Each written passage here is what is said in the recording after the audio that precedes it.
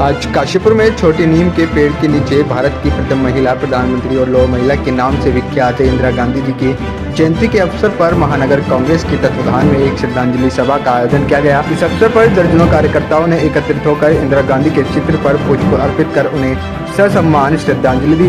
कार्यक्रम की शुरुआत उनके योगदान को स्मरण करते हुए मौन रखकर की गई। वक्ताओं ने अपने विचार रखते हुए कहा कि इंदिरा गांधी केवल एक राजनीतिक व्यक्तित्व नहीं थी, बल्कि देश की सुरक्षा, प्रगति और आत्मनिर्भरता के लिए समर्पित एक सशक्त नेता थी। उन्होंने कहा कि जिस तरह से उन्होंने अपने जीवन काल में अनेक ऐतिहासिक निर्णय लिए हैं, जिनमें गरीबी हटाओ अभियान, बांग्लादेश मुक्ति युद्ध में भारत की निर्णायक भूमिका तथा देश की एकता और अखंडता की रक्षा जैसे कार्य शामिल हैं। कांग्रेस कार्यकर्ताओं ने उनके आदर्शों को नमन करते हुए कहा कि इंदिरा जी की दूरदृष्टि और नेतृत्व क्षमता आज भी देश के लिए प्रेरणा का स्रोत है। भारत की प्रथम महिला प्रधानमंत्री स्वर्गीय श्री इंदिरा गांधी जी जो हमारी प्रेरणा स्रोत है, लौह महिला है, भारत रत्न से उनको नवाजा गया। उनकी आज हम जयंती पूरा कांग्रेस परिवार एकत्रित होकर मना रहा है और बहुत बड़ी संख्या में महिलाएं भी यहाँ उपस्थित हैं और यहाँ पहुँचने वाली हैं। हम भारतवर्ष की महिलाओं के लिए इंदिरा गांधी जी जैसा पर्याय ही शायद कोई होगा। लौह महिला का जो उनको उपाधि दी गई है, उनकी हिम्मत, साहस को देख करके जो उन्होंने देश हित के लिए साहसी निर्णय लिए हैं और उन निर्णय में कामयाबी मिली है। मैं यहाँ आपसे बांग्लादेश के निर्माण के विषय में यहाँ जिक्र करना चाहूंगी। इस तरह के साहसिक निर्णय लेकर उन्होंने साबित कर दिया कि वो न सिर्फ भारत की लौह महिला हैं, उनकी ख्याति अंतर्राष्ट्रीय स्तर पर भी चरम सीमा पे थी। हमारे लिए इंदिरा गांधी जी के पद चरणों पर चलना और उनको नमन करना, याद करना हमारे लिए हमेशा प्रेरणादायक रहेगा। महानगर कांग्रेस कमेटी काशीपुर के द्वारा आज यहाँ स्वतंत्रता संग्राम सेनानी जो छोटा नीम का नीचा हमारे काशीपुर में, और यहाँ से कांग्रेस पार्टी का एक उस समय जब देश आज़ाद नहीं हुआ तो यहाँ सभाएं होती थी। आज उसी ऐतिहासिक स्थान पर हम लौह महिला और महिला प्रथम प्रधानमंत्री इस भारतवर्ष के, इस हिंदुस्तान की स्वर्गीय श्रीमती इंदिरा गांधी जी का आज हम जन्मदिन यहाँ मनाने के लिए सब लोग इकट्ठा हो रहे हैं। और कांग्रेस पार्टी हमेशा ही कांग्रेस पार्टी के साथ साथ चल कर इंदिरा गांधी जी के जो प्रधानमंत्री काल रहा है और हमारे कांग्रेस पार्टी की एक चलाने की स्थिति में मजबूत कड़ी हमें साबित हुई है।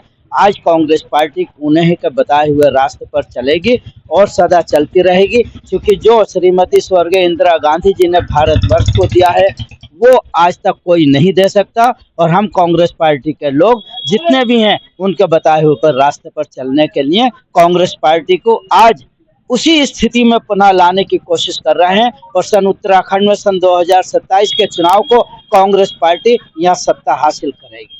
देखिए, आज जिस तरीके से महानगर कांग्रेस कमेटी के तत्वाधान में आज ऐतिहासिक छोटे नीम के नीचे जो इंदिरा गांधी जी की जयंती के उपलक्ष्य में कार्यक्रम का आयोजन किया गया है। इंदिरा गांधी जी को किसी का परिचय देने की जरूरत नहीं है।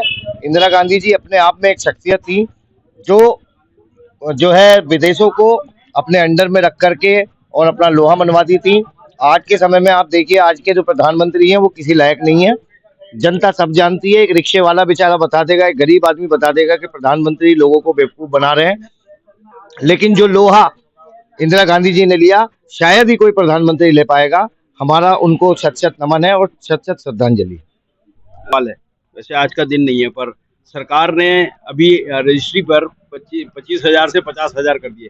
क्योंकि आप पार्षद हैं, एक विपक्ष पार्टी से हैं, क्या कहेंगे? देखिए, ये सरकार जनता की सरकार नहीं है, ये सरकार कॉमर्शियल सरकार है। ये सरकार केवल पैसा कमाने के लिए बनी है, काम इन्होंने कराने नहीं है, केवल जनता से वसूली करनी है। इसको वसूली सरकार भी कह सकते हैं, कॉमर्शियल सरकार के साथ साथ वसूली सरकार भी कह सकते हैं। जिस तरीके से ये लोगों को तमाम तरीके के टैक्स लगाकर या दाखिल खारिज में एक्स्ट्रा टैक्स लगाकर, रजिस्ट्री में एक्स्ट्रा टैक्स लगाकर और ये जो अपना सरकारी सर्किल रेट है इनको बढ़ा करके पैसा कमा रहे हैं, लेकिन ये पैसा जा कहाँ रहा है ये पता नहीं लग रहा है। तो जनता बहुत ज्यादा परेशान है और दुखी है। लेकिन वोट चोरी करके ये लोग जीत रहे हैं और जनता सोच रही है कि यार हम तो वोट नहीं दे रहे हैं लेकिन फिर भी ये जीत जा रहे हैं। तो साफ साफ जाहिर होता है कि ये लोग वोट चोर हैं और वोट चोरी करके ही अपनी सरकारें बना रहे हैं।